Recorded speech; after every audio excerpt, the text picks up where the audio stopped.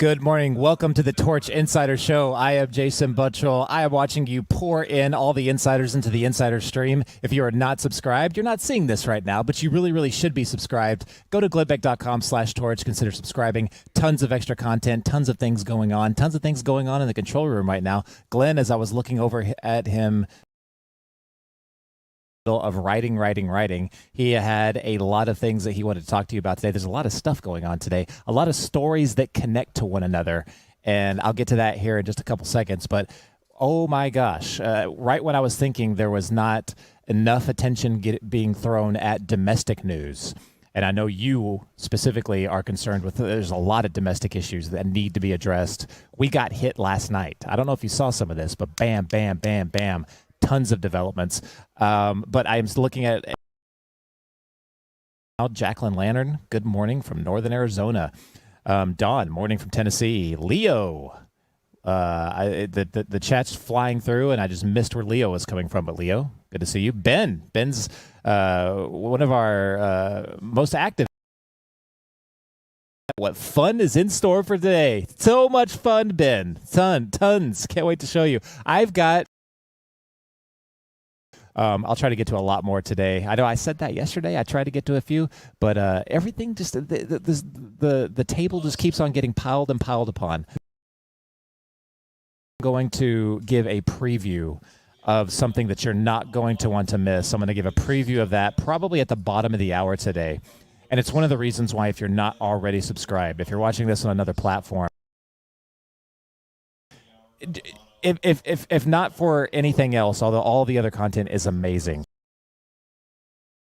huge Islam special. The Islamization of the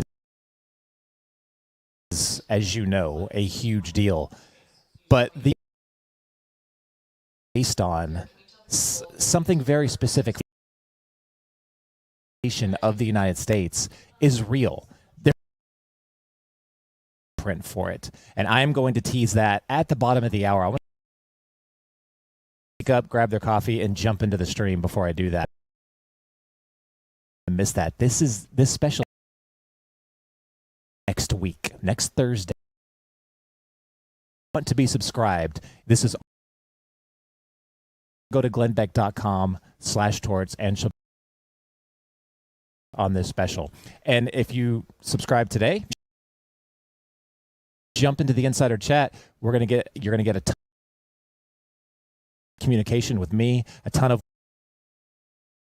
Glenn. You're also going to get everything else that we have. So do that. Segment, which happens. Guests on today. We're going to have Cheryl Atkinson. She's going to be talking today, talking about crime. We're also going to have Chad Wolf. Some of the dangers of Iran. What some of those dangers, things like that, other terrorism, homeland. So you're not going to want to miss that. That's a full. Going to want to miss that. Some of the stories. Funny, I came into the meeting this morning. There's multiple different stories today, and they all feel like. I wasn't quite sure how they connected, but I knew that they did. His face, and he's like, well, which story is you talking about? I'll just rattle a few off now. There's new. Some of that will probably piss you off. That's coming up, but that's one of the stories I talked about. Glenn's going.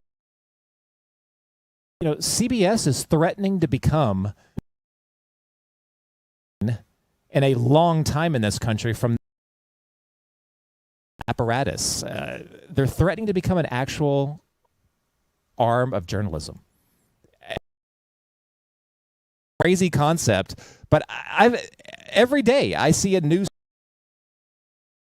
the rest of the media not doing this. This is stories like that you'd originally see from into stories that actually matter to us. CBS is now starting to do this. It's insane.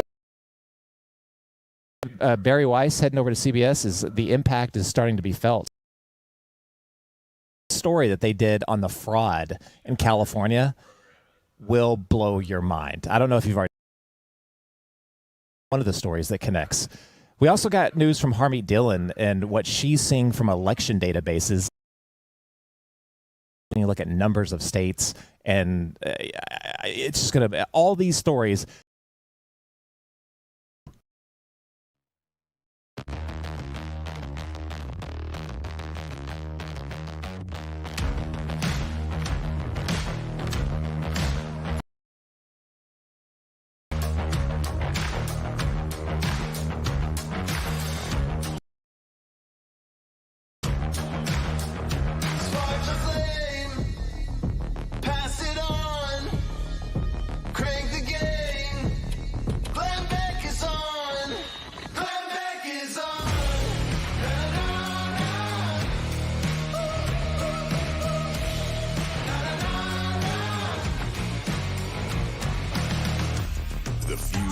Of entertainment, enlightenment, and empowerment.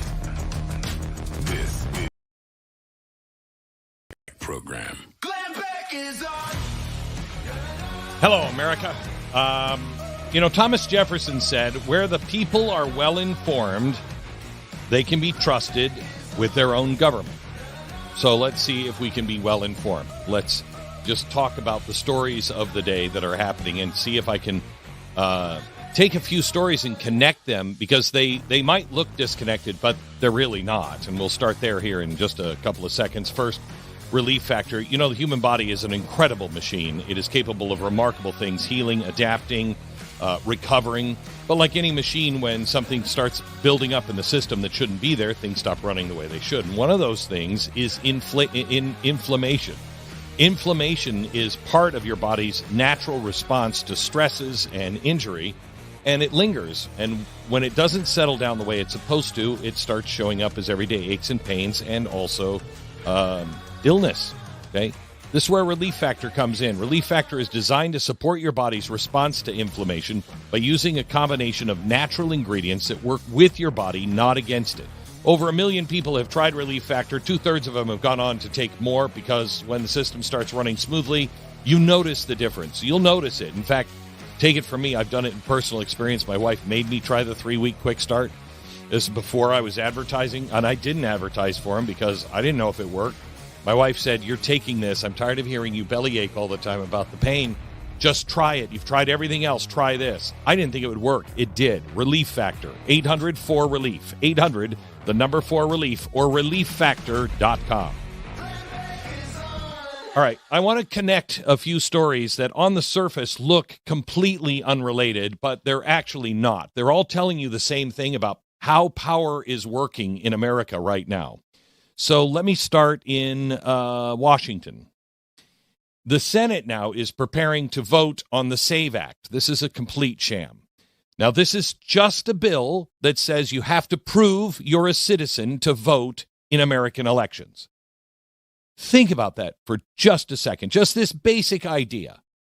If you're voting in the United States, you should be an American citizen. That's it. But the Senate leadership is already warning that it might need 60 votes to pass. Well, yeah, if you don't do your job, it will. And that's where the game begins. Because technically, they are right. Practically, they're hiding behind the rules. The Senate has called for something, or has something called the filibuster. And originally, if you wanted to block a bill, all you had to do is stand on the floor and talk hour after hour, day after day. You know, your voice giving up, your legs shaking. Mr. Smith goes to Washington. Okay, that's the whole point of that movie. But today you don't have to do that anymore because it's hard. You just threaten a filibuster and then walk away, and you need a 60-person vote to bring it back to the floor. No speeches, no fight, no accountability. Okay, no courage, just a zombie filibuster. Republican senators know something most Americans don't. They could force the issue. They could keep the Senate in continuous session for day after day after day. And if Democrats want to block voter citizenship requirements, then let them stand there for 24 hours a day explaining why. Make them hold the floor. Make them say it out loud. But that would require something rare in Washington. Effort. Conviction.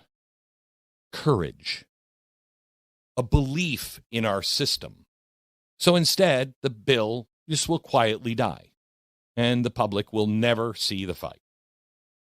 Okay, why does this matter? Well, let me tie the next story to this, because at the exact same time this is happening, the Justice Department is saying something else that could stop the country, should stop the country cold. Assistant Attorney General Harmeet Dillon says investigators now are finding tens of thousands of non-citizens on voter rolls and hundreds of thousands of dead people still registered. Now, maybe most of these people will never vote, but not one of them should. You know, when it comes to our air travel, we don't say, relax, most planes land safely. Have you ever heard anyone actually suggest that Boeing should just come out and say, you know, we've had thousands and thousands of flights, and it was only one door that blew out in the middle of the flight. It was only one plane that crashed. Okay, maybe three. But we've had hundreds of thousands of flights. No. Zero tolerance. Because the system only works if the public trusts it. Not only is the Boeing example ridiculous to think that we would accept because of the loss of life, but even Boeing knows they have to fix that. They have one more plane go down. If they don't restore the confidence in the system of Boeing and their airplanes, no one will buy or fly a Boeing airplane. It's the same thing. Trust right now is the rarest currency in America. You have to have trust in the system. Look what else dropped. FBI director now says the Bureau ran 4 secret counterintelligence operations from 2016 to 2025 that monitored over 1,000 Trump associates, journalists, lawmakers, and advisors. Excuse me, what? This makes Nixon look like child's play. Some of these probes are now under civil rights review. The same institutions that tell you trust the system are quietly admitting the system has been used to spy on political movements. Meanwhile, in Los Angeles, investigators just uncovered something almost unbelievable, and we are in the sea of unbelievable and incomprehensible. Nearly half of the hospices in LA County show fraud warning signs. Companies were billing Medicare, your tax dollars, that are supposed to go to the people who actually need it. They were billing with 0 patients. Multiple hospices registered at the same buildings. This is in LA now. Patients discovering that they were fraudulently enrolled in hospice care, and they didn't even know it. So somebody was using their name to get money to provide care that they never got, and no one did.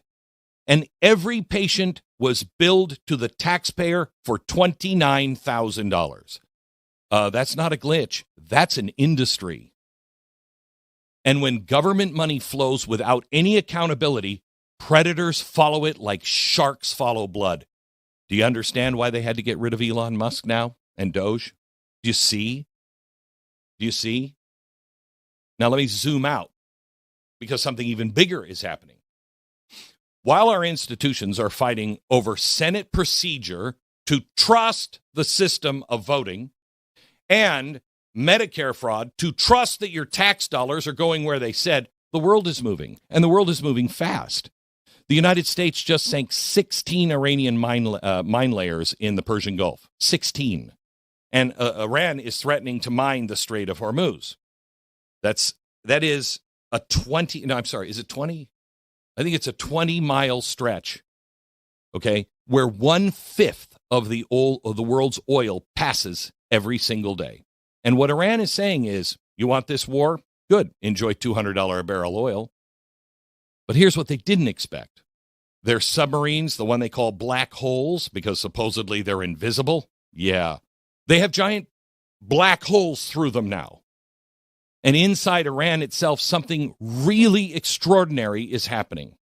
The Arab tribal leaders in the country's oil region, this is the place that produces about 60% of Iran's crude, just issued a statement calling for a free Iran and the end of the Islamic Republic. That is massive. That's like the oil workers in Soviet Russia demanding the fall of the Kremlin. It tells you the regime is weaker than anyone realized. But revolutions rarely happen cleanly. Sometimes the regime collapses, sometimes it thrashes around for years. And all the while, when that is unfolding overseas, back here at home, we're arguing whether you should have to prove you're a citizen to vote. What? See, that's the disconnect here. The world is playing geopolitical chess for the whole game. And Washington is arguing whether the players are even allowed to sit at the board. There's another lesson buried in today's headlines. Look at the media coverage of Iran. Look at the media coverage of the girls' soccer team, which I'll get into here in a minute. One major newspaper, I just say, the New York Times, led with photos of people mourning the Ayatollah. But buried deep in the story are the lines that show Iranians are saying they actually hope the bombing continues if it means the regime falls. Wait, what? When is the last time you heard a people in a nation say, please, America, continue to bomb because you can't stop until the job is done?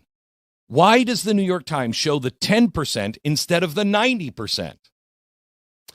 Because the story they want to tell you is always the same. America bad, enemies misunderstood, so step back. Here is what the headlines today actually reveal.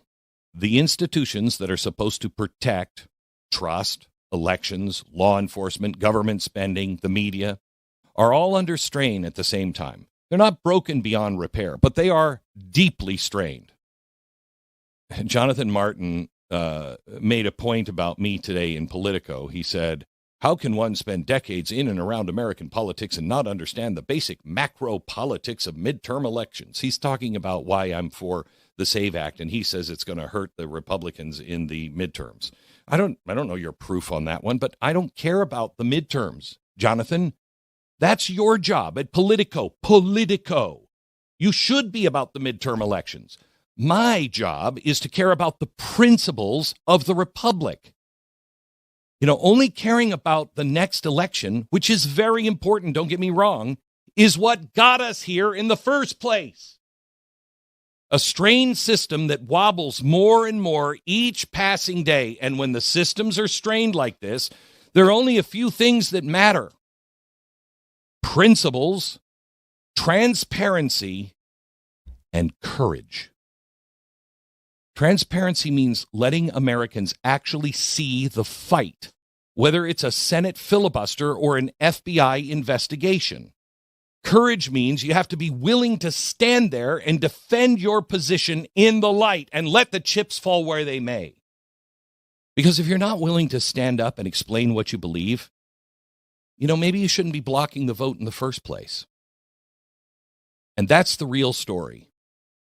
Not just what happened, but what it reveals about where our country is today. A moment where the truth is fighting to surface. And the people running the system are deciding whether or not they're going to help it surface or keep it sinking. The truth is surfacing whether they like it or not. I don't know how it all works out, but the truth will always set you free. Our sponsor, Rush Tax. If you get a notice from the IRS, don't ignore it, okay?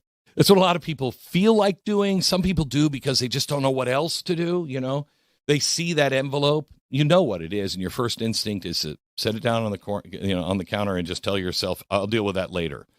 But with the IRS, later's not a strategy. Tax problems don't get smaller when you ignore them. Why don't you do your patriotic duty and just pay your tax? Oh, shut up. All of these penalties and everything else, they can all add up, and, what is maybe manageable now becomes big trouble. And that's why it helps to have experienced professionals on your side. The team at Rush Tax has experience dealing with the IRS and helping people navigate situations involving back taxes or missing returns or any notice that needs a proper response. When you mention my name, Rush is going to provide a free IRS transcript investigation, a service that other firms typically charge about $500 for, often without even confirming that they can help you. Rush offers this upfront and for free, and they will only take your case if they know they can help you. So get Rush Tax. Get a Rush Tax attorney right now and protect yourself. Call them 877-554-RUSH, 877-554-7874, or go to rushtaxresolution.com. 10 seconds, station ID.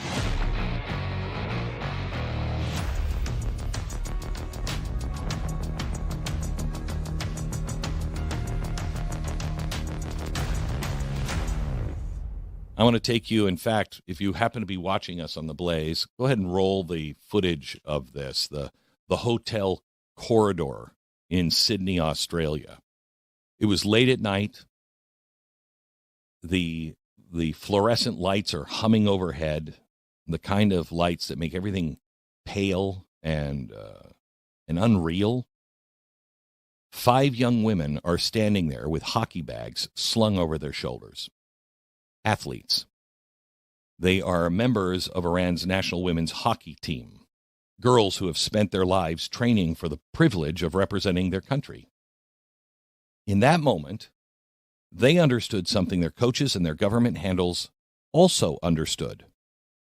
Once they stepped outside that door, they may never see home again. And yet, they walked quietly, carefully, down a hallway, down a flight of stairs into a future that did not exist.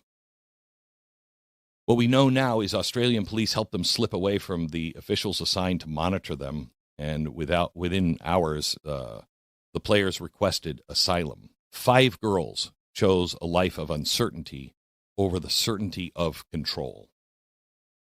You know, it's a different world. We as Americans, we just don't get it. We just don't get it. There are many countries like this, but Iran is one of them, where sports are never just sports. And as much as the left has tried to do that to our sports, I think Americans are tired of it. Here, if a football player takes a knee on our national anthem, they just become more famous and rich, okay? That's not oppression. But we try to make it into oppression. But in places where real oppression lives, in Iran, every athlete who travels abroad represents the state of Iran. They are monitored, they are guided, they are reminded constantly that their behavior reflects on the regime, and they're also constantly reminded, you have family back at home, so be careful. The women carry even a heavier burden. Every public appearance is all about conforming to strict rules about dress, conduct, speech. Careers depend on obedience, and your family is back at home. Which brings me to the part of the story where the headlines barely even mention. Several of the teammates returned home. Those girls now live under a cloud they didn't create. And the authorities are going to ask them questions. Security services are going to conduct interviews that might last hours or days. None of them sang the national anthem. So they're all traitors to the regime. Sources say now that in Iran, families find themselves under quiet surveillance. Reports now speculate that some family members may have already been arrested, detained, or questioned. We don't know. But authoritarian systems protect themselves through pressure, and that pressure spreads outward from any act of defiance. One athlete leaves, the regime has to remind everyone else there's a cost. And yet, something important is happening inside Iran right now. For years, the Islamic Republic maintained control through that fear, and it was immovable. There were consequences that were way too severe, the risk too great. But the foundation is weakening. Women are refusing the hijab. Students are marching through the universities. Workers are striking in oil fields and factories. And now athletes, people chosen to represent the nation itself, decide freedom is worth more than the career they were given. And every single act on its own, but together they begin to form a pattern. Something is happening in the world. And history moves quietly at first. A few people step outside of the lines, but everybody else is watching carefully. And then the realization spread that the walls surrounding them might not be so permanent after all. You're seeing it now in Cuba. And you saw it with 5 hockey players walking down a hotel hallway. It might look insignificant from a distance, but in Iran, it was noticed. Young girls all across the country will hear about it for decades. They'll understand exactly what those players risked and exactly why they did it. And somewhere, maybe, among the next generation of women, they'll decide that life under the Islamic Republic is no longer the only future available. And that is how real change begins. I hope for the women in Iran and all other repressed countries, I hope they see this example. More, I really hope those who claim to be for the rights of women and homosexuals begin to see the hypocrisy of their own actions. How can you claim to be against the repression of women and not celebrate what's happening in Iran and hold these women up as the lionesses that they are? The left is just continuing to expose themselves as much as they did during the State of the Union. They don't care about the people or individuals. They really care about the great Satan. We are the world's oppressor to them with our values and our capitalism. Meanwhile, the states of Cuba, Venezuela, and Iran are the oppressed and we're the oppressor. That's all they see. Collectivism at its absolute worst. It's about to fail. The walls are coming down. All right, let me tell you about our sponsor. Our sponsor is Preborn. For much of the 20th century, abortion was the subject of a deep moral debate. And then in 1973, the Supreme Court's decision in Roe versus Wade changed the legal landscape for the entire country. Do you know that our founders actually debated this? They had debated and they had decided. The decision that was made changed the national conversation about life, about choice, and what our laws should say about both in 1973. Today, even after the decision was overturned, the debate still goes, not just in courts and legislatures, but in the real life moments when a woman is faced with a difficult and really frightening decision. That is where Preborn is making a real difference. They help provide free ultrasounds to women who are facing an unplanned pregnancy so they can see their baby, they can hear the heartbeat, they can have the information and support that they need to make the decision for life. Help them out, will you? It's Preborn. $28 will provide a free ultrasound. $140 will save 5 moms and babies. Donate pound 250. Say the keyword baby. Pound 250 keyword baby. Preborn.com/Beck. Massive Torch special coming March 19th. Don't miss it. Become a member today at glennbeck.com/torch. Welcome back to the Torch Insider Show. I have so much to talk about, especially with food, the SAVE Act, everything Harvey Dillon was talking about, the CBS report. Oh my gosh, we're not going to have time today. I also really need to talk. Rockstar Ricky was just talking about the special, and that fits so much into what Glenn was just talking about with the Iranian women's soccer team. I was just looking at the comments, and John H., he had a pretty good idea. John H. said, maybe we can trade Rapinoe and 4 others like her who love Iran and hate America for those 5 girls. You know what? Let's sweeten the pot. Let's trade Rapinoe and Colin Kaepernick. You guys can have them. Just Rapinoe and Kaepernick. You can get Rapinoe, who just loves her left-leaning politics. Kaepernick not only is a crazy progressive that likes to wear Che Guevara shirts, but he's also a really crappy quarterback. So there's maybe something you can do with him. I don't know, but John H., I love the idea. I think you're spot on. But none of these activists, none of these people that just love to protest every single ICE raid, every single whatever the Chinese Communist Party tells them through people like Neville Singham, whatever they're told to go protest about for some random Marxist cause, they will not come out in support for the plight of the Iranian people or anyone else living under a system like this, or the threat of Islamization that is happening other parts of the world, but right here in this country. In fact, you have to subscribe if you're not already subscribed. but watch our special coming up on March 19th. That's next Thursday. You need to watch this to understand. I see your comments every single day. Everyone is talking about we really have to just, address the Islamization problem that's happening. Small towns, large cities, all over the country. What the heck is going on? We are going to tell you exactly what is going on through documents that they have written about, documents that are in actual federal evidence that shows that, and this is almost a direct quote from them, from the Islamists, if they fail in the United States of America, their entire project fails all over the world. They have targeted this country very, very specifically. I want to read you a part from the special that is coming up next Thursday. Next Thursday, subscribe right now. Do it right now or you'll forget about it. I do not. It is imperative that you watch this to understand what's going on. You need this ammunition when we start talking about this and it starts getting to be a larger and larger issue. And it's going to be a larger issue if we do not address it. This is actually from the special. There are approximately 8,000 registered Islamic organizations in the United States. 8,000 registered Islamic organizations in the United States.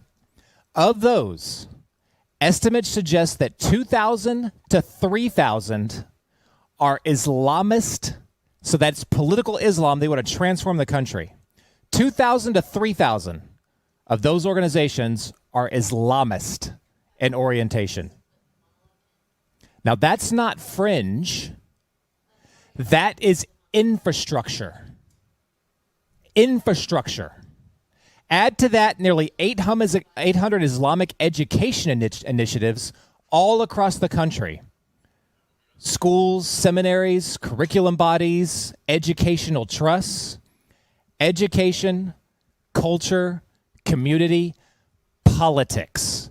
You throw it all together and you get a blueprint, an actionable blueprint to fundamentally transform the United States of America. Where have we heard that before? Now, it's interesting, that quote, because that happened under an administration where a lot of this started to come out into light, where it got a shot of steroids. We're going to show you all of these things. We're going to show you all of these things. We're going to give you, it's going to be live. It's going to be a live documentary that you cannot miss this. I have experts on this that will tell you very specifically who these organizations are, some of the people, even some of the political establishments that allow this or enable it to get even worse than it already is. If we do not address this, it is going to get worse. But take heart, because we are armed with this information. We have this information. You will have this information. You will be able to do something about it politically so that we can stop it. We don't have to be the UK. We don't have to be other parts of Europe that's pretty much already fallen. And pretty much every single expert that I helped to interview for this, they said, yes, Europe is pretty much already fallen. It's gotten to a point to where it cannot be reversed. We are not there yet. We can reverse it. And there are things that we can do, very actionable things that we can do. So that's coming up on Thursday. I spent this entire segment just talking about this because it is that important. If you are not subscribed, go to glennbeck.com/torch. Subscribe today. You cannot miss this. You cannot. You will probably be running for city council the day after you watch this special. It is that important. That's coming up next Thursday. Subscribe today. Let us know in the comments that you just subscribed. We can't wait to see you. Now back to Glenn.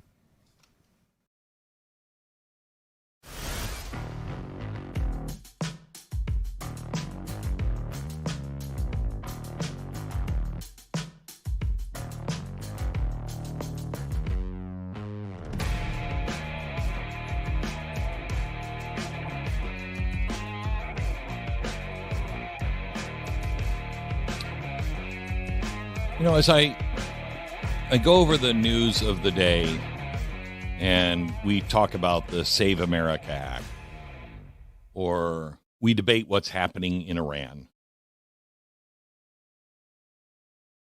We're forcing each other into making trades, and no, we're not thinking about that. When you're choosing one over another, and both of them may be true, what are you trading?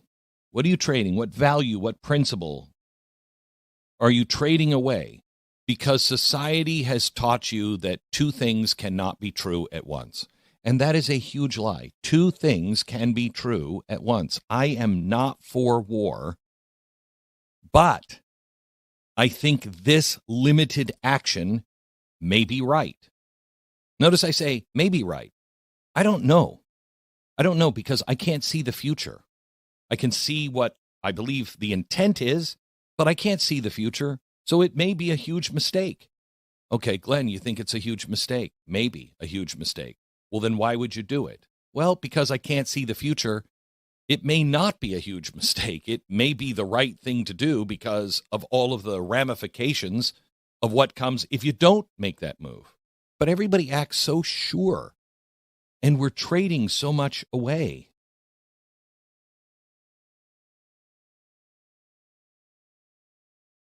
We were just talking about the Iranian girls.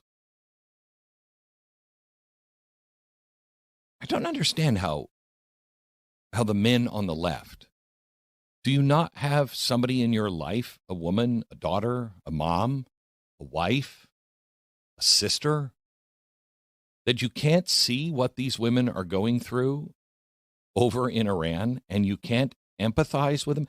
How can you say you want to stand up against the great oppression here in America on homosexuals, and yet you will not say anything about this regime that throws homosexuals off building tops or executes them in the public square? What have you traded?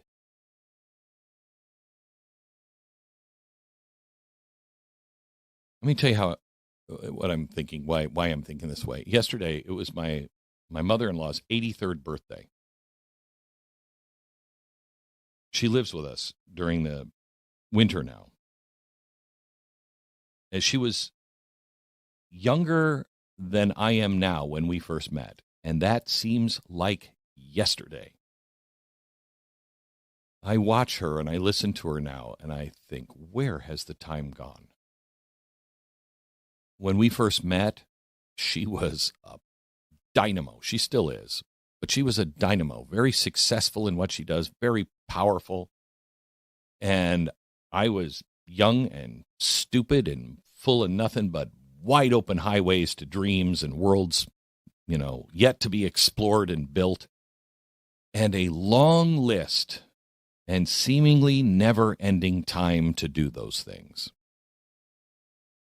I was 35 years old when we met, and I was a young man who already had lived a very harsh and fast life, and I wanted to marry her 26-year-old daughter. I told her at the time I wouldn't be for that. I understand your reluctance here. But I promised her I would love and cherish her daughter, and I would treat her right. And I hope I have. I tried really hard. But so much time has passed. So much has happened. And now just sitting with her, I feel like I've missed it all.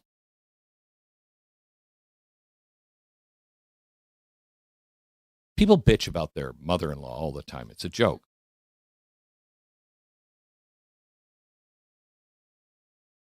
But she has brought such wisdom. She has brought prayer, calm, steady, quiet foundation. Almost every day, she says to me, I hope that you slow down. I hope that there's going to come a time when you slow down. And at first, when she was saying that, I keep thinking, I have got to speed up. There's not a lot of time left. But this is the first time I've lived with a parent since I was 18. And maybe it's just that I'm getting to the age where I am starting to get it, but I'm starting to see things wildly differently. We both realize that time is speeding up, that time is shorter than either of us think. But I think only with time, with age, can you understand the value of those things you trade for time. My parents told me when I was younger. They told me things that I just didn't understand, you know? Those are the things they told me when I was younger. I heard but didn't understand. Maybe you can't understand until you've lived long enough to see the pattern. But older people used to tell me all of the time that they would say, you know, time just goes by so fast. It just goes so fast. Well, you know, when you're young, that really sounds ridiculous. A year feels like forever when you're 20. 10 years feels like an entire lifetime. But I'm beginning to understand what they meant. Life does not move at a constant speed. It moves really slowly until it doesn't. Jason said something to me. Jason, who does our research for the show and also is the host of our insider broadcast that happens during this show on Torch. He said something this week that he was quoting something you've probably heard. I heard a million times, but it hit me differently this week, and for two reasons. One, with everything that's happening in the world, he said there are decades where nothing happens, and then weeks where decades happen. And that is very true in the world that Jason and I are living in right now, on the radio and podcasting and news. That's what's happening right now to the world. But when it comes to life, it doesn't quite fit what I see in my life with my wife and kids and my mom celebrating her 83rd birthday.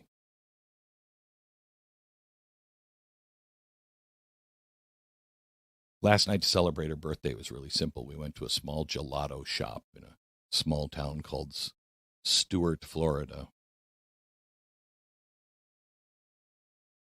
And I watched her pick out the flavors of gelato she wanted. And we sat there.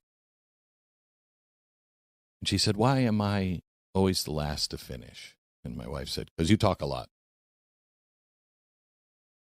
But what she was doing was she was talking about the days that have just slipped by while life happened.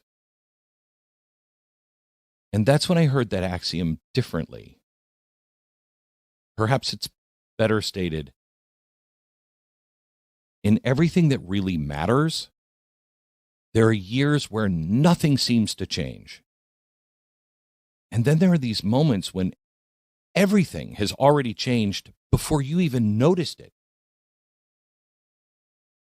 When did my children get taller? Oh, I know, when I was busy working. Our parents get older while we're busy planning. The world is quietly rearranging itself while we're focused on the next thing. And one day you realize that thing that people told you but never really explained clearly enough, time is not something you spend. It is something you trade. And no one tells you that every day you're making trades. You're trading your morning for a meeting, dinner for returning phone calls or emails. You trade patience for exhaustion. You tell yourself, how many times have I said this? It's just this season. It'll slow down. You trade a bedtime story for just one more thing.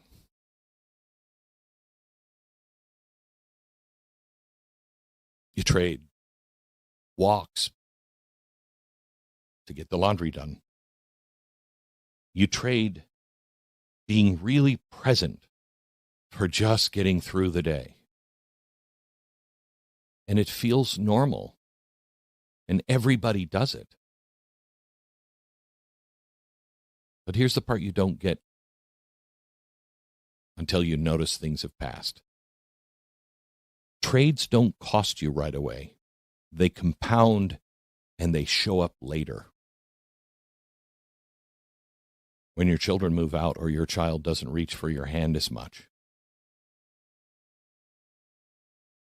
When you can't remember the last time you were really excited. When your life is really loud but somehow empty.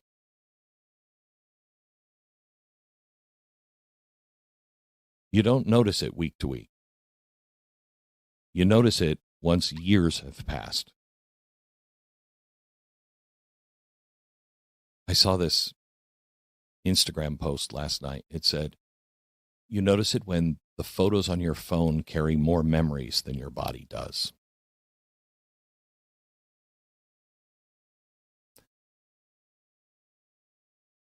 I don't remember anybody sitting me down and saying, be careful what you trade away, because the quiet trades are the permanent ones. And I don't know if I would have gotten it. So let me just say this. Today, be aware of what you're trading. Hold their hand a second longer. Put your phone down mid-scroll.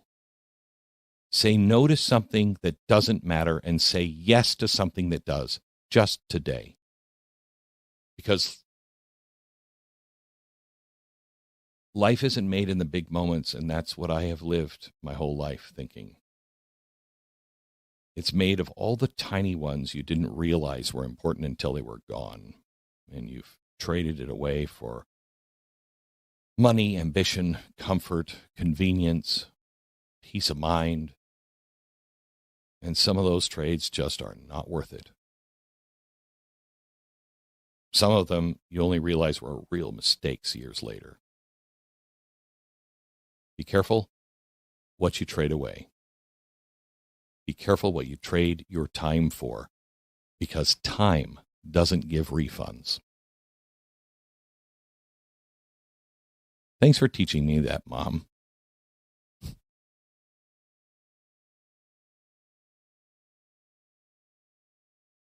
Even though I don't think you knew you were teaching me that. We love you. I really love having you down the hall. And thanks for the years of worry, the prayers, and your wisdom. Back in a minute.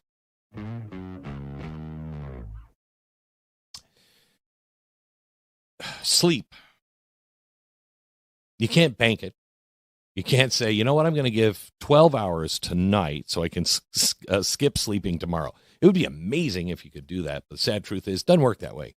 Your body needs real rest night after night. And when you don't get it, when your sleep is shallow or interrupted, you feel it the next day. Your thinking isn't as sharp, your energy isn't the same, and everything just feels a little harder than it should. That's why so many people have started paying more attention to how well they're actually sleeping. Zfactor is a sleep support system and supplement from the makers of Relief Factor, and it's designed to help your body settle into that deep, restful sleep that makes a real difference. The next day, when you wake up, you're not groggy. You just have the rest that you needed, and you notice it. You wake up clearer, sharper, and ready for the day. And right now, you can save up to 46% off your first order. It's $19.95 for a 30-day supply. Call 1-800-4RELIEF. That's 1-800, the number 4-RELIEF. Or visit ReliefFactor.com. You show up, you work hard, and you speak the truth. Even when it ain't popular. That still counts for something. Beck will be right back.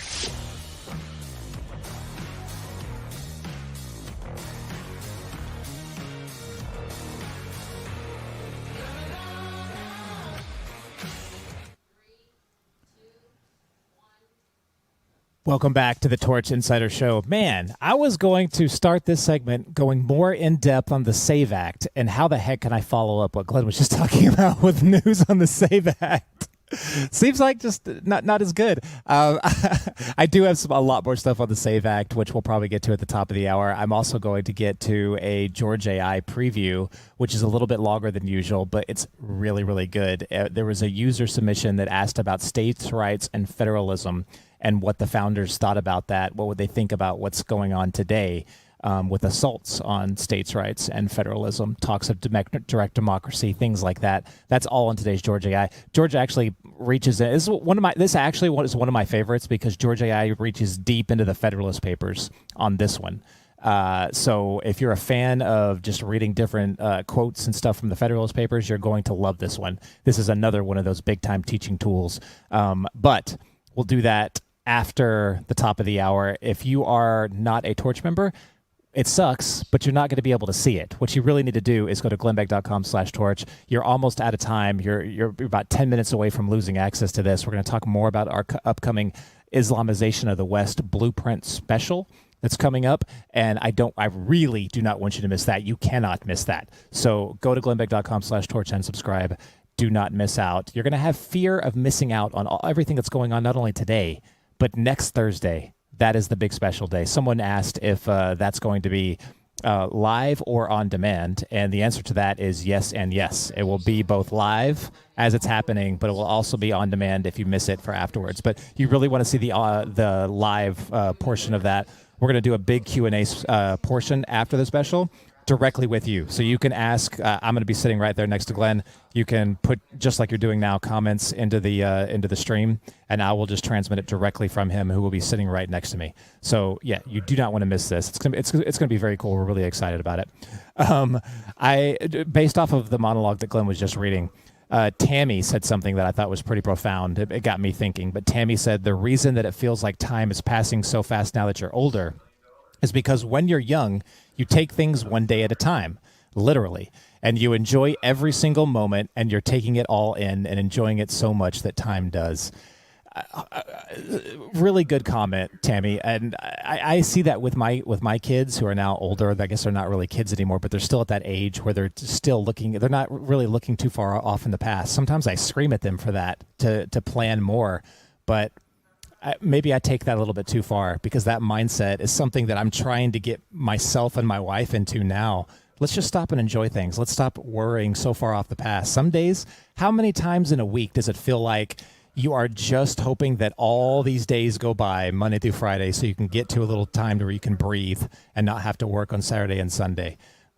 We get into that mindset, and before we know it, the week has gone by, 2 weeks have gone by, a month has gone by. We've wished all of our time away, and then it's another birthday, and we're 1 year older, and something else in our back hurts. It's not a good mindset. It's very, be like a child. That's why, that was I think a famous person in the Bible once said that, right?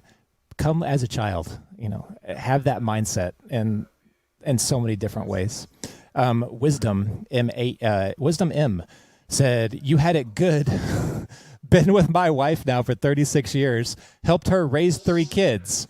No kids together. I have one, and one evening my mother-in-law tried to kill me with a knife. Wisdom, we need to do a podcast with you. Glenn ends out this hour next.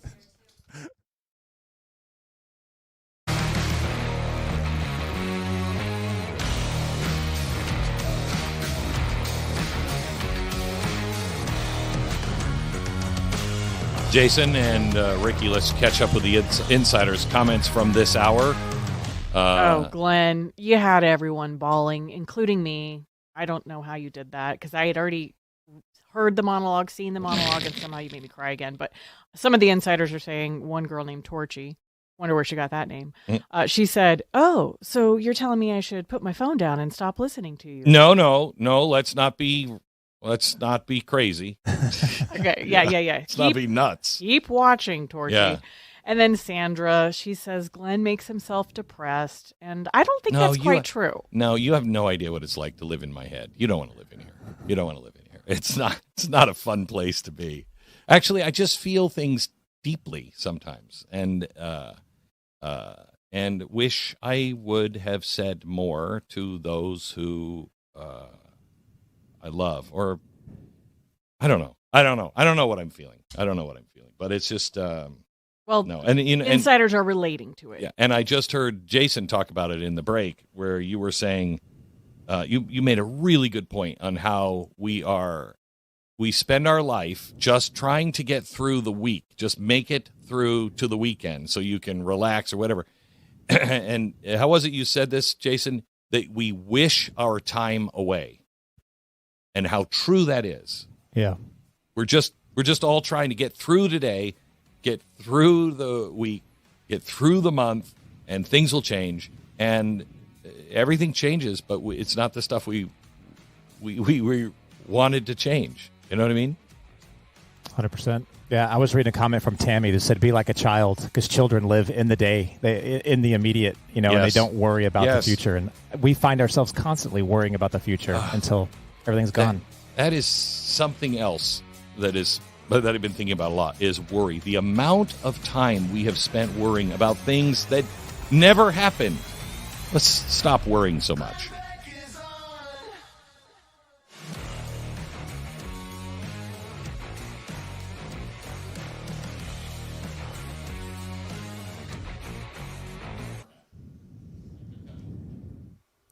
Welcome back to the Torch Insider Show. Thank you for being with us. If you're not a subscriber to the Torch, if you're not a subscriber, you're just about to lose access to us, and I do not want that to happen. I really do not want. I want you to stay with us. We're not only having conversations about everything that's going on in the news today, what it means, connecting dots that I didn't even know could have been connected, but Glenn's doing them. But you're also going to miss out on a lot of these important conversations that we're having. The comment just right now that I was just talking to Glenn about on the national radio show portion from Tammy.